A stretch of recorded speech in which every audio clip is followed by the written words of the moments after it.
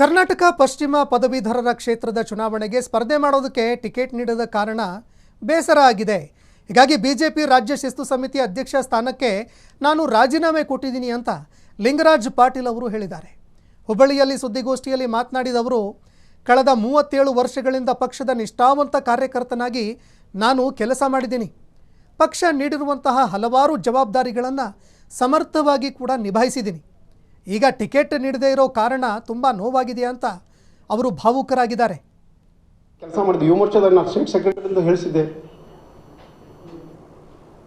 ಎಲ್ಲರೂ ಇಲ್ಲ ಲಿಂಗರಾಜ್ಗೆ ಅನ್ಯಾಯ ಆಗಿದೆ, ಲಿಂಗರಾಜ್ ಈ ಸಲ ಮಾಡೋದು ಅಂತಂದಿದ್ರು.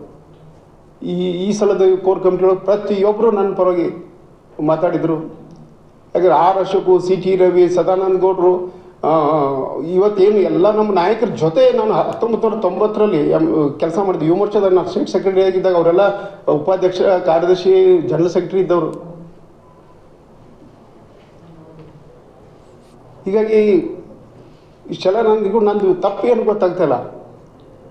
ಈ ಸಣ್ಣೂರು ಕೊಡೋದಾಗಿತ್ತಂತಂದರೆ ವಿಚಾರ ಮಾಡಿ ಕೊಡಬೇಕಾಗಿತ್ತು. ಇವತ್ತು ನಾನಲ್ಲ, ಇವತ್ತೇನು ಆಕಾಂಕ್ಷಿಗಳು ಎಷ್ಟೊಂದು 15 ಮಂದಿ ಇದ್ದರು, ಎಲ್ಲರೂ ಸೇರಿ ಅವ್ನು ಕೊಡಬೇಡಿ ಅಂತ ಹೇಳಿದರು.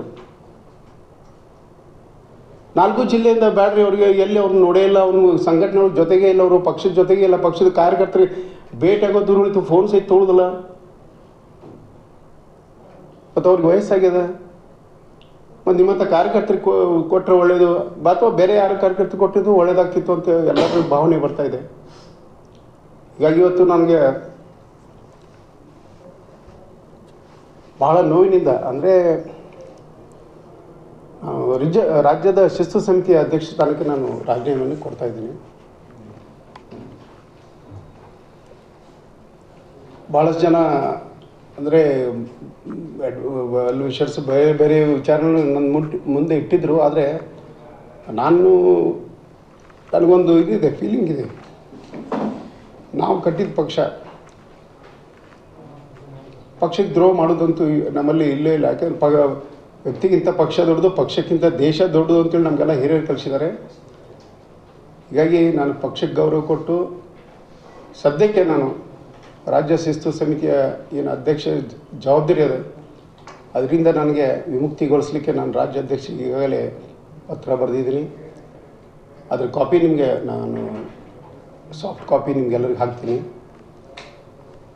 ಮತ್ತು 8 ದಿನಗಳ ಕಾಲ ನಮ್ಮ ವರಿಷ್ಠರಿಗೆ ಏನು ಇಲ್ಲಿ ಜವಾಬ್ದಾರಿ ತೊಗೊಂಡು ಏನು ನಿರ್ಣಯವನ್ನು ಕೈಗೊಂಡಿದ್ದಾರೆ ನಮ್ಮೆಲ್ಲ ನಾಯಕರು, 8 ದಿವಸಗಳ ಕಾಲ ನಾನು ಅವರಿಗೆ ಕ್ಷಣ ಕ್ಷಣದ ಸುದ್ದಿಗಳಿಗಾಗಿ ಫ್ರೀಡಂ ಟಿವಿ ಸಬ್ಸ್ಕ್ರೈಬ್ ಮಾಡಿ, ಲೈಕ್ ಮಾಡಿ ಹಾಗೂ ಫಾಲೋ ಮಾಡಿ.